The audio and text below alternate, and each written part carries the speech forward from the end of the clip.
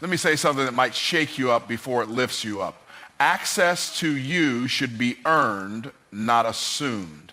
You were not created to be common. You were not born to be a doormat in the hallway of someone else's convenience. You were born to dominate, to rule, to reign, and to walk in purpose, not to be on call for mediocrity. Access to you should be earned, not assumed. That statement isn't just about boundaries, it's about identity. You were created with intention, purpose, and divine design. Every ounce of your time, energy, and presence carries weight. But when you live like access to you is free and automatic, you unintentionally devalue the very gift of who you are. You become available on demand, and that demand begins to wear down your self-worth, your vision, and your clarity.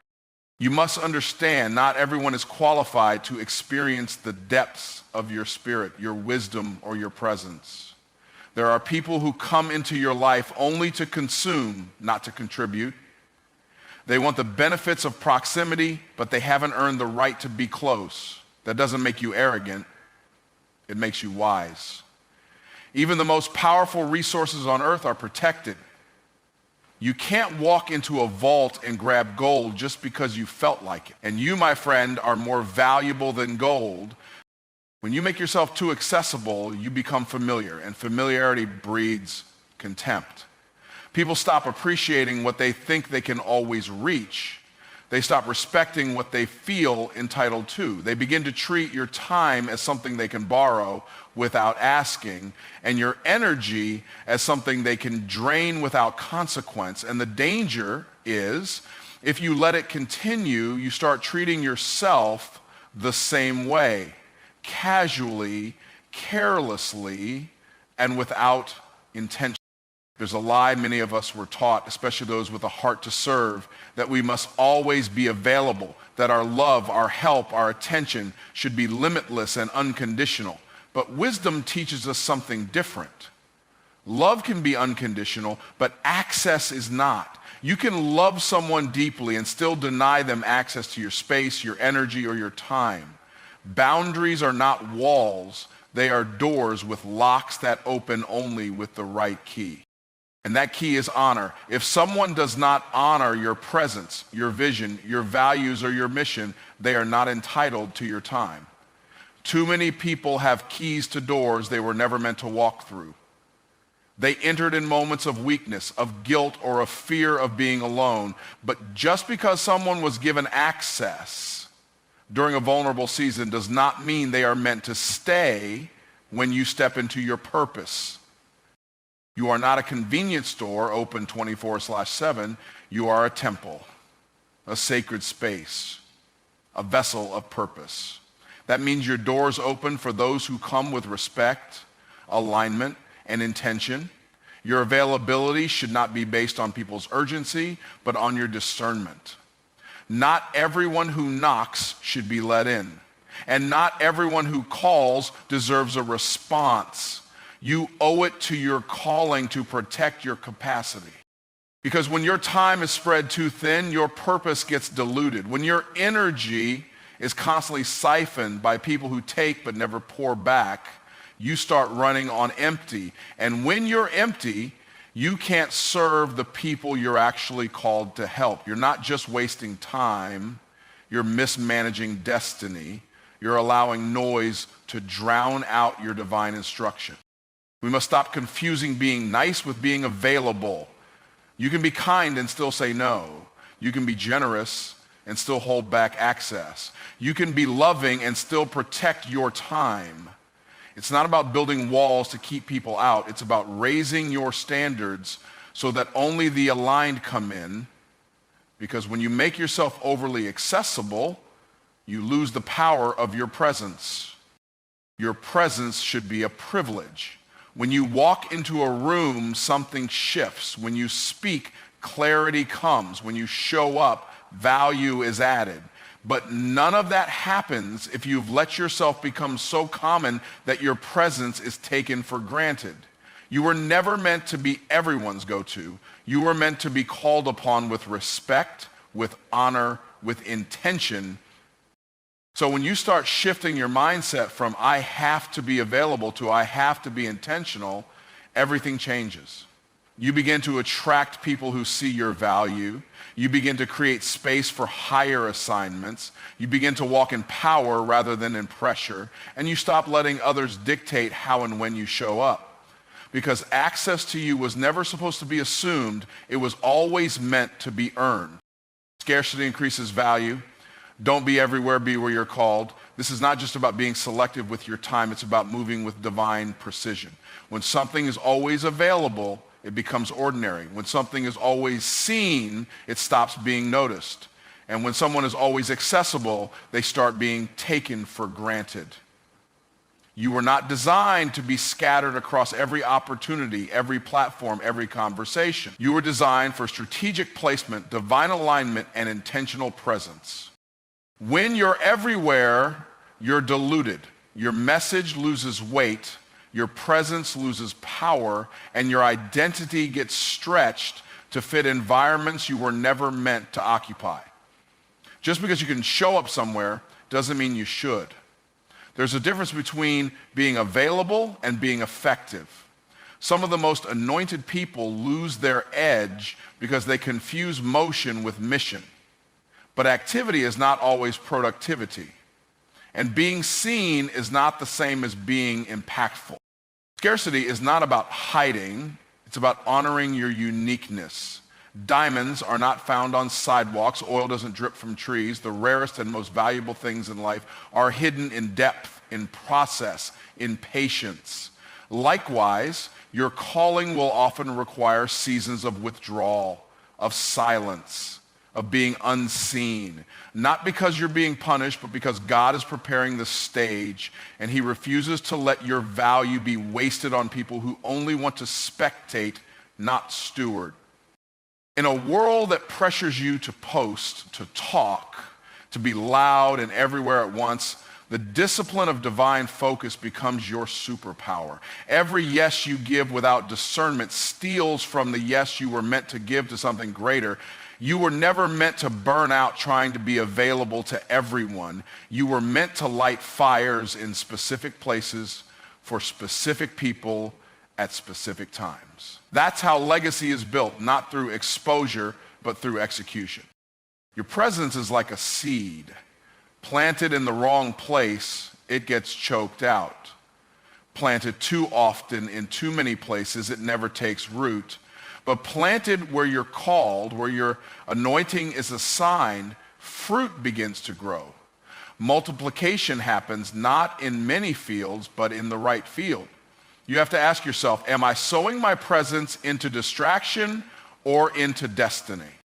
There is a temptation to always say yes, to always show up, to always be seen, especially when you're building something.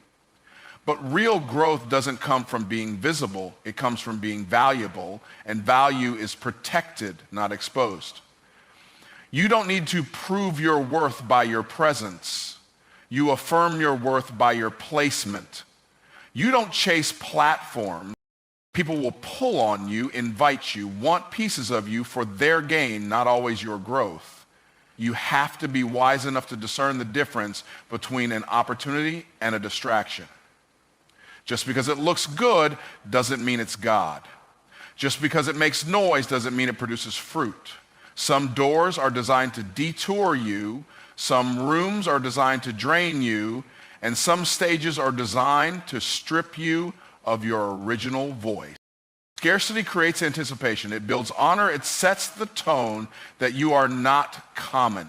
You are not a free sample. You are not an open book for casual readers. You are a living word full of power, waiting for the appointed time and the right audience. And when you begin to value your own presence enough to withhold it from the wrong spaces, the right ones begin to appear. You don't need to do everything to be impactful. You just need to do the right things consistently and with conviction. You don't need to be known by everyone. You need to be known by the right people. You don't need to go viral. You need to be valuable. Your influence doesn't come from your reach. It comes from your root. And roots don't grow by moving. they grow by staying planted. If you truly want to increase your value, stop chasing the crowd. Stop trying to fill every room. Stop saying yes to what doesn't align with your assignment. Your scarcity isn't weakness, it's strategy.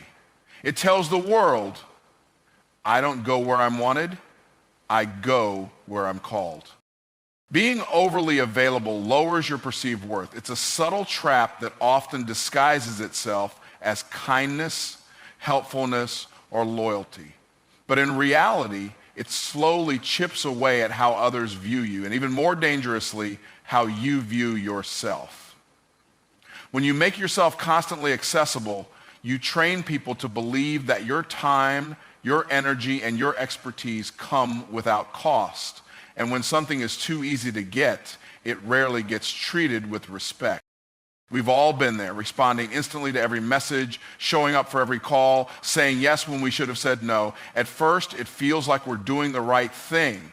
We feel dependable, supportive, even admired. But slowly, the dynamic shifts. What was once appreciated becomes expected. What was once seen as a favor becomes seen as your obligation. And the more you give without boundaries, the more invisible your value becomes. People subconsciously associate value with exclusivity. Think about it. The most in-demand professionals, the most respected voices, the most sought-after mentors. They're not easy to reach. You have to book them, wait for them, prepare to speak to them. Their limited availability sends a message. This is someone whose time matters. But when you're always available, you're unconsciously telling the world, my time is cheap, and the world responds accordingly. It's not that people are malicious or ungrateful, it's that humans naturally assign less value to what they can always access. Think about your own habits.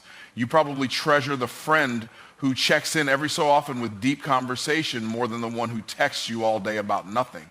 You might admire the speaker who rarely shows up but delivers with power when they do. The principle is the same. Too much access leads to lowered impact. The danger of being overly available is that it also leads to internal resentment. You start feeling drained, overlooked, and underappreciated. You wonder why people don't reciprocate your energy or recognize your effort. But the truth is, you train them to see you as always there, always willing, always ready. And people rarely treasure what they think will never go away. Resentment grows where boundaries are absent. You must learn that availability is not the same as love. You can love deeply without being constantly present. You can support someone without answering every call. You can be generous without giving yourself away. In fact, the more you protect your presence, the more powerful it becomes when you do show up. There is strength in strategic absence. There is influence in being selectively accessible. Being too available also crowds your schedule and clouds your focus. You become reactive instead of intentional. You end up chasing everyone else's emergencies instead of building your own legacy. You put your own growth on pause because you're constantly tending to the needs, requests, and demands of others. The very people you're trying to help may be the ones keeping you stuck, not because they mean harm, but because you haven't taught them how to treat you. Every yes to others is a no to something else. And when your calendar is full of low-value commitments, there's no room for high-impact opportunities. Being overly available makes you miss divine appointments. You're so busy being present everywhere that you're not fully present anywhere. Your energy becomes divided, and divided energy produces diluted results. Excellence requires concentration, not constant accessibility. There's also a psychological shift that happens when you reduce your availability. People start listening more closely when you speak. They pay more attention when you show up. Your words carry more weight. Your presence is felt more deeply. It's not arrogance, it's alignment. It's understanding that your time is not an endless resource. When you treat it like it is, people will too. But when you guard it like treasure, they'll learn to honor it. Perceived worth is built not just by what you do, but by how you position yourself. You don't need to overcompensate by being everywhere and everything to everyone. You don't need to solve every problem or respond to every call. Your impact isn't in your constant presence, it's in your purposeful placement. When you stop being overly available, you don't become selfish, you become strategic. You attract what you believe you're worth, not just what you want.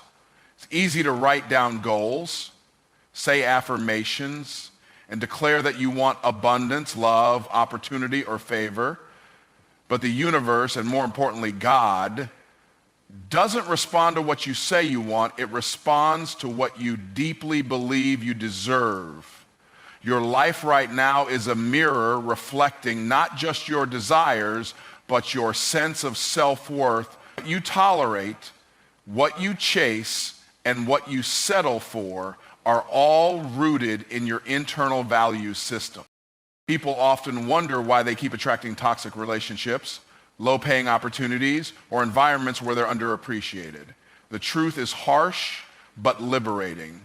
It's not just happening to you, it's happening through you. Deep down, if you don't believe you're worthy of more, you won't create space for more. You'll self-sabotage without realizing it. You'll shrink in rooms where you were meant to expand. You'll talk yourself out of promotions, partnerships, and powerful moments because your inner narrative says, I'm not enough. Wanting something and being ready for it are two very different things. You can desire $1 million business, but if your identity still feels broke, your actions will sabotage that vision. You can want a healthy, respectful relationship, but if your self-worth is tied to trauma, you'll feel uncomfortable when someone actually treats you well. You'll find ways to create conflict, distance, or drama because peace feels foreign and dysfunction feels familiar.